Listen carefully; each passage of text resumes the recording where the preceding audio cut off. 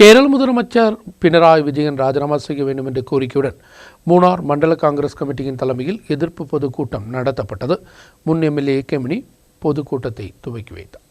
கேரள முதலமைச்சர் பினராயி விஜயன் ராஜினாமா செய்ய வேண்டும் என்ற கோரிக்கையுடன் மூணார் மண்டல காங்கிரஸ் கமிட்டியின் தலைமையில் எதிர்ப்பு கூட்டம் நடத்தப்பட்டது. முன் எம்எல்ஏ ஏகேமணி கூட்டத்தை துவக்கி வைத்தார். பிளாக் தலைவர் இன்சார்ஜ் ஆண்ட்ரோஸ் தலைமை வகித்தார். மாபியா சங்கங்களை பாதுகாக்கும் நடவடிக்கை தான் முதலமைச்சர் எடுத்து வருவது. தங்க கடத்தல், கொலை உட்பட உள்ளவைகளுக்கு உடன் இருப்பதுதான் முதலமைச்சர் அலுவலகத்தில் உள்ளவர்கள். ஆட்சி செய்யக்கூடிய எம்எல்ஏவுக்கு எதிராக மிகப்பெரிய குற்றச்சாட்டு வந்தும் குற்றவாளிகளுக்கு எதிராக நடவடிக்கையும் எடுப்பதில்லை. குற்றவாளிகளை பாதுகாக்கும் நடவடிக்கை தான் முதலமைச்சர் எடுத்து வருவது. வயநாடு துயரத்தின் பேரில் பணம் உண்டாக்குவதற்கு முயற்சிகள் தான் நடைபெறுவது. வனவிலங்குகளின் அட்டுழியத்தை கட்டுப்படுத்தவோ பூமி பிரச்சனைக்கு தீர்வு காணவோ அரசு தயாராவதும் கிடையாது. முதலமைச்சர் அலுவலகம் கொள்ளை சங்கங்களின் உறைவிடமாக மாறியுள்ளது. முதலமைச்சர் தொடர்ந்து ஆட்சியில் நிற்க எந்தவித உரிமையும் இல்லை என்று தலைவர்கள் தெரிவித்தனர். சொல்லப்படுகின்றது, உருள்பட்ட இயற்கையின் சீற்றத்தால்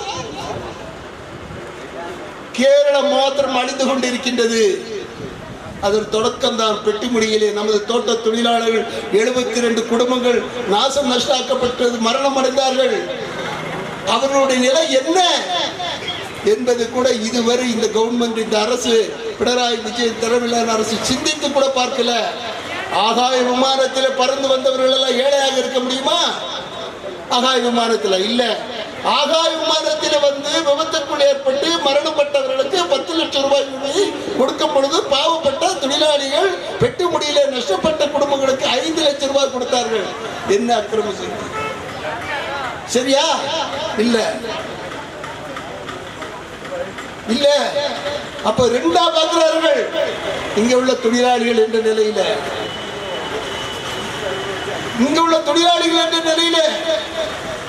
இப்ப வயநாட்டில் ஏற்படக்கூடிய கோர சம்பவங்கள் சிறிதாக பார்க்க முடியாது, சிறிதாக பார்க்க முடியாது. கிட்டத்தட்ட 400க்கும் மேற்பட்ட மரணமடைந்தவர்களுடைய செலவுகளை எல்லாம் எடுத்து கூறினார்கள். இது சரித்திரத்தில் இல்லை, நான் இதுவரை கேட்கல.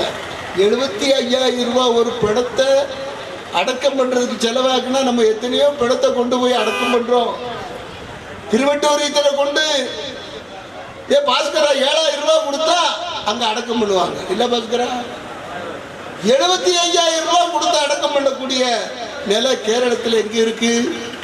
இடதுசாரி முன்னணியுடைய தலைமையிலான அரசு அதிகாரத்தில் இருக்கின்ற காரணம், ஒற்றை காரணத்தினால் மாத்திரமே பிணத்திற்கு கூட, பிணத்தின் பேரை சொல்லிய கூட கொள்ளையடிக்கின்ற அரசாக இடதுசாரி முன்னணி நடந்து கொண்டிருக்கிறார்கள். கேபிசிசி பொதுச் செயலாளர் எம்என் கோபி, டிசிசி மாவட்ட அசிஸ்டன்ட் செயலாளர் G Muniyandi, C Nelson, Munnar panchayat vice president Balachandran, Sitha Muthar Moideen, R Karuppasamy போன்றவர்கள் உரையாற்றினர். News bureau Munnar.